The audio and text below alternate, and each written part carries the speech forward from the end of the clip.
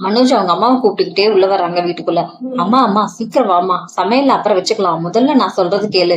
உன்னோட செல்ல புள்ள வாழ்க்கையில மிகப்பெரிய அதிர்ஷ்ட கதவு திறந்திருக்குமா. அப்படியே கோடீஸ்வர யோகம் கதவை உடைச்சிட்டு உள்ள வருது. விஜயா உடனே, என்னடா மனோஜ், பேய் அடிச்சவன் மாதிரி மூச்சரிக்க ஓடி வர்ற, நெஞ்சில கை வச்சுக்கிட்டு இப்படி நின்னா எனக்கு பயமா இருக்குடா. அந்த ரோகிணி போனதுக்கு அப்புறம் உனக்கு இப்பதான் இந்த வீட்டுல கொஞ்சம் நிம்மதி இருக்கு. இப்ப என்னடா புதுசா ஏதாச்சும் பஞ்சாயத்தை கூட்டிட்டு வந்திருக்கியா? மனோஜ் அதுக்கு, பஞ்சாயத்து இல்லம்மா, இது பிரம்மாண்ட பரம்பரை யோகம்மா. அந்த ஜோசியர் எனக்கு பப்பரப்ப மனோஜன் பேர் வச்சார்ல, இந்த முத்து ரவியும் அப்பாவும் என்னை எவ்வளவு கிண்டல் பண்ணாங்க. ஆனா பாத்தியா, அந்த பேருக்கு அப்புறம் தான் என் ஜாதகத்துல கட்டங்கள் எல்லாம் தலையில மாறிடுச்சு. எனக்கு ஒரு பெரிய மல்டி மில்லியனர் வீட்டு பொண்ணு வரப்போகுதுமா, பல கோடி சொத்து. அந்த பொண்ணு மட்டும் என் கைக்கு வந்துட்டா நாம இந்த ஓட்ட குடும்பத்துல இருந்து வாழ தேவையே இல்லையேமா. என்னடா சொல்ற, கோடீஸ்வர வீட்டு பொண்ணா? நிஜமாவாடா? ஆனா எனக்கு ஒரு சந்தேகம்டா மனோஜ், அவ்வளவு பெரிய இடத்துக்காரங்க இவ்வளவு பெரிய பணக்காரங்க ஏன் உனக்கு பொண்ணு தரேன்னு வராங்க? உனக்கு தான் அந்த ரோகிணி கிட்ட இருந்து விவாகரத்து கூட முழுசா கேட்டு முடிக்கலையே, கேஸ் அலையிற உனக்கு ஏன் அவங்க பொண்ணு கொடுக்கணும்? மனோஜ் அதுக்கு, அங்கதாம ஒரு சின்ன ட்விஸ்ட் இருக்கு. அந்த பொண்ணுக்கு பிறவிலேயே ஆனா நடுவுலயோ ஏதோ ஒரு பெரிய அதிர்ச்சியில கொஞ்சம் மனநல சரியில்லாம போயிடுச்சாமா. சுருக்கமா சொன்னா கொஞ்சம் லூசு மாதிரி பிஹேவ் பண்ணுவா. விஜய் அதுக்கு, என்னடா மனோஜ், பைத்தியக்கார பொண்ணா? காசுக்காக போயும் ஒரு மனநல சரியில்லாத பொண்ணு என் வீட்டு மருமகளா கூட்டிட்டு வர சொல்றியா? சேச்ச, உலகம் நம்மள பார்த்து சிரிக்கும்டா. அண்ணாமலையோட மூத்த புள்ள காசுக்காக பைத்தியத்தை கட்டிட்டான்னு ஊர் முழுக்க தப்பா பேசுவாங்க. எனக்கு இந்த சம்பந்தம் சுத்தமா வேண்டாம்டா. மனோஜ் அதுக்கு, அம்மா நீ ரொம்ப அவசரப்படுறமா, கொஞ்சம் மூளை யூஸ் பண்ணி லாஜிக்கா யோசிச்சு பாரு. இப்ப அந்த வீட்டுல இருக்காளே ஸ்ருதி, அவ பணக்கார வீட்டு திமிர் பிடிச்ச பொண்ணு. நீ என்ன சொன்னாலும் உன் பேச்ச கேட்க மாட்டா, மாமியாராவே மதிக்க மாட்டா. எப்ப பார்த்தாலும் அவளுக்கு பிடிச்சதுதான் செய்வா. இன்னொருத்தி இருக்காளே மீனா, பூ கட்டுறவன்னு அசால்ட்டா நினைச்சோம். இப்ப அவ பெரிய பிசினஸ் தங்க தலைவின்னு உனக்கு மேல பறந்துட்டு இருக்கா. இவங்க 2 பேரும் என்னைக்காவது உனக்கு கீழே அடங்கி போயிருக்காங்களா? உனக்கு ஒரு கப்பு காப்பி வச்சு தரவாது இவங்களுக்கு மனசு இருக்கா? ஆமாண்டா மனோஜ், நீ சொல்றது நிஜம்தான். இந்த வீட்டுல நான் என்னதான் சொன்னாலும் அதுக்கு ஒரு மரியாதையே இல்ல. என் பேச்சை எவ்வளவுமே கேக்குறது இல்ல. முத்துவும் மீனாவும் என்ன மதிக்கிறதே இல்ல. நான் கூட்டிட்டு வர போற பொண்ணு அப்படி இல்லம்மா. அவளுக்கு உலக அறிவு எதுவும் கிடையாது. நீ நில்லுன்னா நிப்பா, உட்காருனா உட்காருவா, நீ என்ன சொன்னாலும் சரிங்கத்த அப்படின்னு உன் காலடியே கிடப்பா. உனக்கு இந்த வீட்டுல மகாராணி அந்தஸ்து வேணுமா வேண்டாமா? அதுக்கு கோடிக்கணக்கான சொத்து நம்ம காலடியில வந்து கொட்ட போகுது. அந்த பொண்ணுக்கு பைத்தியம் யோசிக்காதமா, அது நமக்கு கிடைச்ச அதிர்ஷ்டம். யோசிக்காம ஓகே சொல்லுமா. நீ சொல்றது தானே 100க்கு 100. எனக்கு இப்ப இது ரொம்ப சரின்னு தோணுது. மத்தவங்க பேச்சு மதிச்சு நமக்கு என்ன கிடைக்க போகுது? காசும் கிடைக்கும், நமக்கு அடங்கி நடக்கிற ஒரு மருமகளும் கிடைப்பா. இந்த மீனாவுக்கும் சுத்திக்கும் மூக்குக்கு மேல திமிரு. அவங்க திமிரு அடக்க இந்த மாதிரி ஒரு பொண்ணு வர்றதுதான் நல்லது. மத்தபடி வேற எந்த பிரச்சனையும் வராதுலடா. ஒரு பிரச்சனையும் வராதுமா, நீ தைரியமா வா. வெளியே வந்து அப்பா முத்துரவிகிட்ட எல்லார்கிட்டயும் நம்ம பொண்ணு பார்க்க போறோம்னு கெத்தா சொல்லி நீ முன்னாடி நின்னா எல்லாரும் வாய மூடிட்டு வருவாங்க. விஜயா அண்ணாமலை கிட்ட பேச வர்றாங்க. இங்க பாருங்க எல்லாரும், கொஞ்சம் இப்படி வாங்க. பேப்பரையும் போனையும் கொஞ்சம் ஓரமா வச்சுட்டு நான் சொல்றது கேளுங்க. நான் ஒரு முக்கியமான முடிவு எடுத்திருக்கேன். அதை நான் உங்ககிட்ட சொல்ல வந்தேன். அண்ணாமலை அதுக்கு, என்ன விஜயா திடீர்னு ஏதோ பெரிய விபரீத முடிவு எடுத்த மாதிரி முகத்தை வச்சுட்டு வர? இந்த வீட்டுல நீ எப்ப முக்கியமான முடிவு எடுத்தாலும் அதுல ஏதாவது ஒரு சொதப்பல் இருக்குமே. இப்ப என்ன புதுசா குண்டை தூக்கி போட போற? இந்த தடவை என் புள்ள மனோஜோட வாழ்க்கையில ஒரு பெரிய விடிவெளி முளைச்சிருக்குங்க. ஒரு பெரிய கோடீஸ்வர வீட்டு பொண்ணே என் பிள்ளைக்கு அமைய போகுது. அந்த பொண்ணுக்கு ஒரு நல்ல வாழ்க்கையை கொடுக்கணும்னு என் புள்ள ஆசைப்படுறான். அதுக்கு பதிலா அவங்க கோடிக்கணக்கான சொத்தை என் புள்ள பேருக்கு எழுதி கொடுக்க போறாங்க. அதனாலதான் இந்த சம்பந்தத்துக்கு நான் முழு மனசோட சம்மதிச்சேன். நாளைக்கே நம்ம எல்லாரும் அவங்க வீட்டுக்கு போய் பொண்ணு பார்க்க போறோம். இதுதான் என் முடிவு. என்னது, பொண்ணு பார்க்க போறோமா? விஜயா உனக்கு இன்னும் அறிவு இருக்கா இல்லையா? இல்ல மூளை எதுவும் மலங்கி போச்சா? மனோஜுக்கு இன்னும் ரோகிணி டிவோர்ஸே கொடுக்கலையே. அதுக்குள்ள உனக்கு அடுத்த கல்யாண கனவு கேக்குதா? கோர்ட்டு கேசன் தீர்ப்பு வர்றதுக்கு முன்னாடி இப்படி இன்னொரு கல்யாண பேச்சை எடுப்ப. அதுவும் இல்லாம அந்த பொண்ணுக்கு ஏதோ குறைபாடு இருக்குன்னு மனோஜ் ஏதோ சொன்னானே, அது நிஜமா? விஜயா அதுக்கு, அதுல யோசிக்கிறதுக்கு எதுவும் இல்லைங்க.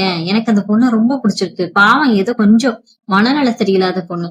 அதுக்காக அவளை அப்படியேவா ரோட்ல விட முடியும்? அந்த பொண்ணை கல்யாணம் பண்ணிட்டு வாழ்வு கொடுக்க நம்ம மனோஜ் சம்மதிச்சிட்டான். நீங்க எதுக்கு வேண்டான்னு சொல்றீங்க? இதுக்கு முன்னாடி இந்த வீட்டுக்கு வந்த மருமக மட்டும் என்ன லட்சணமா போயிட்டாங்க என்ன? ஒருத்தி ஏமாத்துறா, இன்னொருத்தி எதிர்த்து பேசுறா.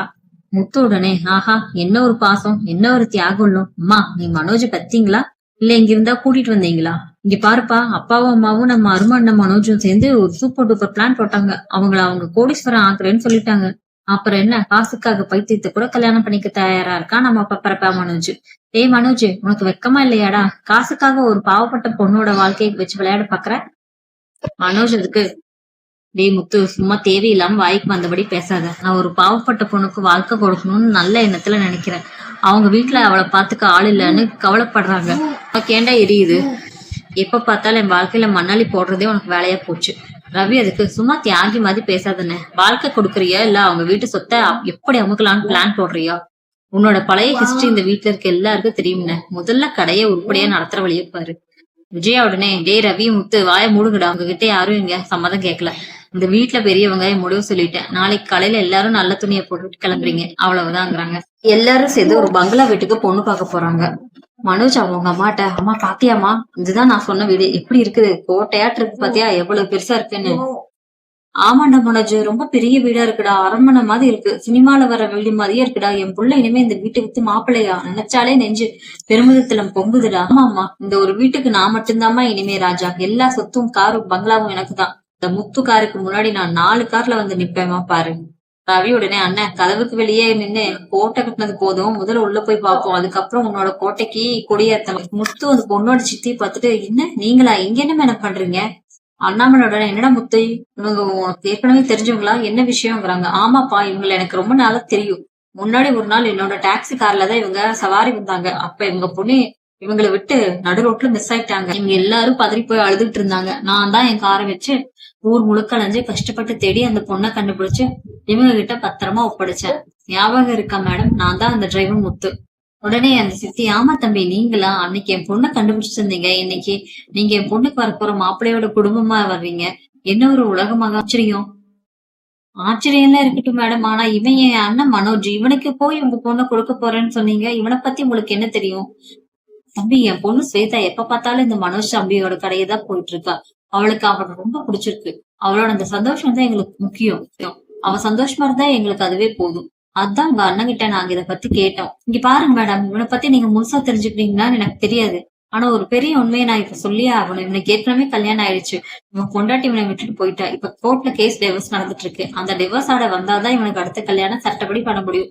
அது வரைக்கும் இவன் இன்னொரு கல்யாணம் பண்ண முடியாது. விஜயா உடனே, டே முத்து, உன்னை யாராவது இப்ப அதை பத்தி கேட்டாங்களா? ஏன்டா இப்படி எப்ப பார்த்தாலும் என் புள்ள காரியத்தை கெடுக்கிறதையே வேலையா வச்சிருக்க, வாய மூடுறான்னு சொல்றாங்க. அண்ணாமலை அதுக்கு, விஜயா வாய மூடு, முத்து சொல்றதுதான் சரி. நீ ஒரு கல்யாண பேச்சு நடக்கும்போது உண்மை சொல்லாம ஏமாத்துறது தப்பு. ஏற்கனவே ஒரு பொண்ணோட வாழ்க்கையை இவன் சீரழிச்சது பத்தாதா? முத்து இப்பவே உண்மை சொன்னதுதான் நல்லது. மேடம், என் பையன் முத்து சொல்றதுதான் 100க்கு 100 உண்மை. இவனுக்கு இன்னும் விவாகரத்து ஆகல. உங்களுக்கு விருப்பம் இருந்தா இந்த சம்பந்தம் தொடரும், இல்லைன்னா நாங்க கிளம்புறோம். சித்தி உடனே, அதுக்கு என்னங்க, அவருக்கு டிவோர்ஸ்க்கு அப்ளை பண்ணிருக்காரு, அவ்வளவுதானே. டிவோர்ஸ் கிடைச்ச பிறகு கூட நம்ம கல்யாணத்தை வச்சுக்கலாம், அதுல எங்களுக்கு ஒன்னும் பிரச்சனை இல்ல. இப்போதைக்கு நம்ம பேசி நிச்சயம் பண்ணிக்கலாம். எங்களுக்கு மாப்பிள்ளையோட குணம் தான் முக்கியம். இந்த டிவோர்ஸ் எல்லாம் ஒரு பிரச்சனையே இல்லைன்னு சித்தி சொல்றாங்க. அதை கேட்டுட்டு விஜயா, அது மேடம், என் சின்ன பையன் முத்துவுக்கு விவரம் பத்தாதுங்க. எதையாவது பேசி காரியத்தை கெடுப்பதே அவனுக்கு வேலை. நீங்க பெரிய இடத்துக்காருங்க, ரொம்ப புத்திசாலிங்க. நம்ம மனோஜுக்கு அந்த ரோகிணி செஞ்ச துரோகம் உங்களுக்கு தெரியாதது இல்ல. இப்ப கோர்ட்ல எல்லாம் சாதகமா தான் போயிட்டு இருக்குங்க. நீங்க இவ்வளவு பெரிய மனசு பண்ணி டிவோர்ஸ் அப்புறம் இருக்கட்டும், இப்போதைக்கு நிச்சயம் பண்ணிக்கலாம்னு சொன்னீங்களே, அங்க நிக்கிறீங்க மேடம். நீங்க உங்க தாராள மனசுக்கு ரொம்ப நன்றிங்க. என் புள்ள மனோஜ் உங்க பொண்ணை தங்க தட்டுல வச்சு தாங்குவோம் மேடம், கவலையே படாதீங்கன்னு சொல்றாங்க.